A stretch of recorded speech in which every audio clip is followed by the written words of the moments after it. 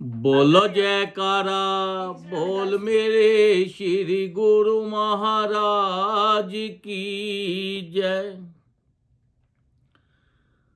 सार शब्द गुरुदेव का सुख शांति की खान, सूरत मिलावे शब्द से छूटे आवन जान। सौभाग्यशाली प्रेमी गुरुमुखों, जो श्री गुरु महाराज जी हमें नाम देते हैं, जो ये नाम को जप के सच्चे मन से अपने अंदर बसा लेता है और अपनी सूरत और शब्द को एक कर लेता है, वो अंतर्मुखी हो जाता है। वो ये संसार की सारी चीजें सामने होते हुए भी उनको इन चीजों से लगाव नहीं होता और अपना संसार के सारे काम करता रहता है। अब एक कथा सुनाता हूं। एक राजा था, बड़ा धर्मात्मा था। अब वहां पे संत लोग आते थे, आके अपनी कथा कीर्तन चलता रहता था। संत महापुरुषों ने राजा से कहा कि राजा, तेरे पास इतना धन दौलत है, इतनी जमीन है, इतना सब कुछ है, तो यहाँ पे सत्संग के साधन बनवा दो, आश्रम बनवा दो जहाँ पे सत्संग होया करे। तो तब राजा ने वहाँ पे सत्संग आश्रम खूब बना दिए और आप भी सत्संग पे जाता और उनकी वाइफ भी जाती, उनकी बेटी भी जाती, सभी सत्संग पे जाते जाते अब उनकी बेटी ने इतनी कमाई कर ली नाम जप जप के कि ज़रूरत से ज़्यादा। तब राजा ने जो लेडीज संगत थी औरतों की, उसके ऊपर उन्होंने बोला कि सारी संगत को आप सत्संग करवाओ। उसकी ड्यूटी लगा दी बेटी की।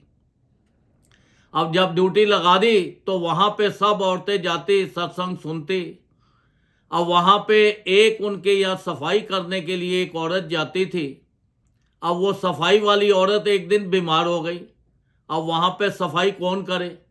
अब सफाई वाली औरत ने अपना, उसका बेटा था, उसको औरतों वाले कपड़े पहनाकर और वहाँ पर भेज दिया। जब वो गया तो उसने राजा की जो बेटी थी उसको देखा और उसके ऊपर मोहित हो गया। वो कहता है, कैसे भी हो, ये इतनी सुंदर है कि मेरी शादी इसके साथ ही हो। अब घर आया, घर आके तो बड़ा परेशान। माँ ने पूछा, क्या बात है? कहता है, भाई कुछ भी है, मैंने तो वो राजा की बेटी देखी है, मुझे तो उससे के साथ मेरी शादी करवा दो, नहीं तो मैं जीवित नहीं रह सकता, मैं अब उसके बिना नहीं रह सकता। तो उस जो काम करने वाली औरत थी उसने कहा कि अगर ये तूने नाम भी लिया ना तो तेरी ये देख ले जान को खतरा है। वो राजा की बेटी है, हम तो एक सफाई कर्मचारी हैं, तो तू कहाँ ये बात सोच बैठा है? पर वो कहाँ, अब वो करते करते वो काफ़ी बीमार हो गया, ना कुछ खाता ना पीता। अब उसी के चक्कर में उसकी माँ भी बीमार होने लग गई। जब वो होती होती तो राजा की लड़की ने, बेटी ने पूछा कि आप डे बाय डे कमज़ोर होते जा रहे हो, क्या बात है? अब तो आपका रंग भी पीला पड़ता जा रहा है, तो क्या बात है, मुझे बताओ। पहले तो वो डरती डरती बताए नहीं। वो कहती है कि ये बताने वाली चीज़ नहीं है, नहीं तो फिर हमारी तो जान को भी खतरा हो जाएगा।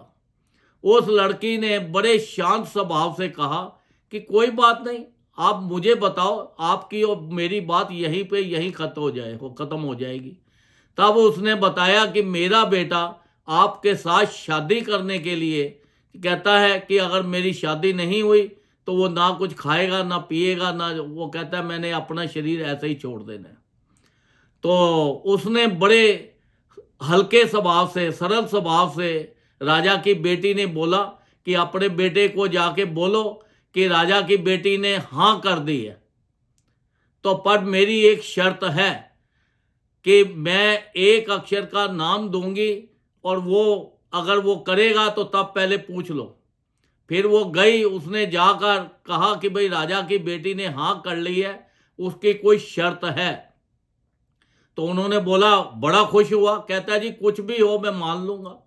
राजा की बेटी ने उसको नाम दिया और उसने बोला कि ये 40 दिन नाम करना है। तुम्हारे सामने कोई भी चीज़ ला के रखे, कोई भी चीज़ आए, तुमने उस चीज़ को देखना नहीं है, उस चीज़ को तुम्हारे मन में विचार नहीं आना चाहिए, बस अपना ये भजन ही भजन आपने 40 दिन करना है। अब वो भजन करते करते उसकी जो नाम दिया था उसकी जो शब्द था वो उसकी सूरत से मिल लग गया, वो अंदर अनहद शब्द सुनने लग गया। अब उसको इतना अंदर ही अंदर ज्ञान होने लग गया कि भाई संसार की ये सब चीजें नश्वर हैं।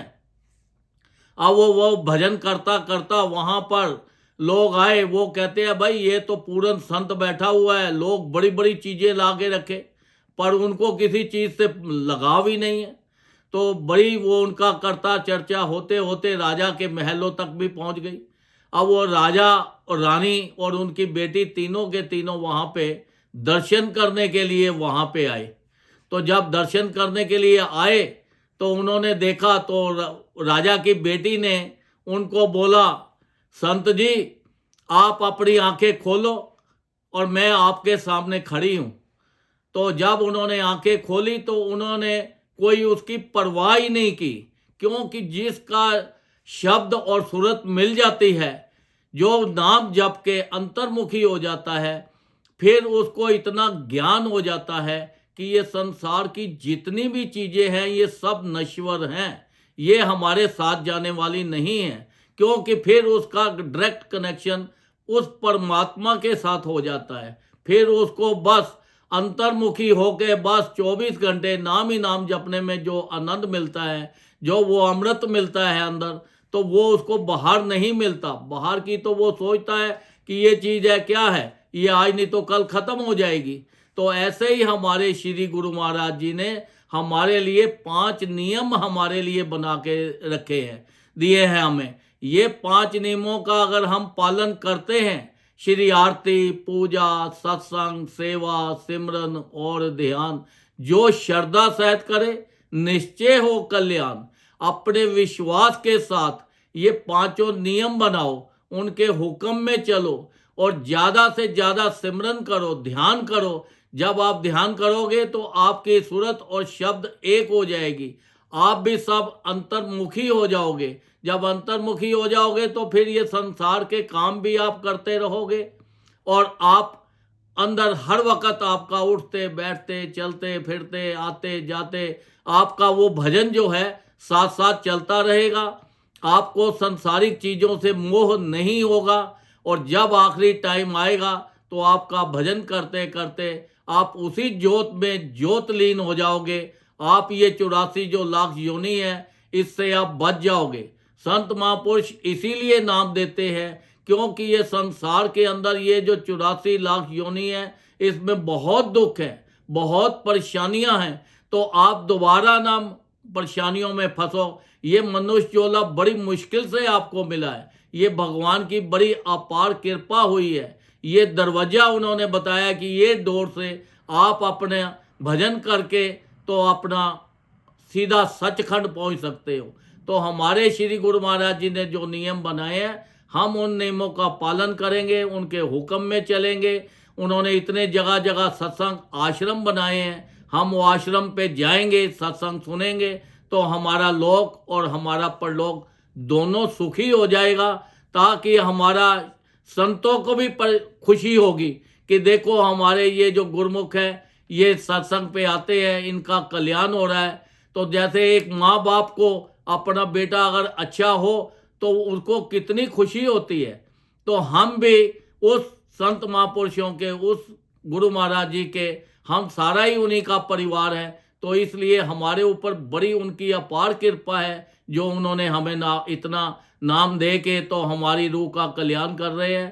तो हमारी भी ड्यूटी है हम ज़्यादा से ज़्यादा नाम जपे और नाम जप के सच्ची कमाई करके तो हम अपना लोक पर लोक सुखी करें और संत महापुरुषों को भी इससे प्रसन्नता होगी। बोलो जयकारा, बोल मेरे श्री गुरु महाराज की जय।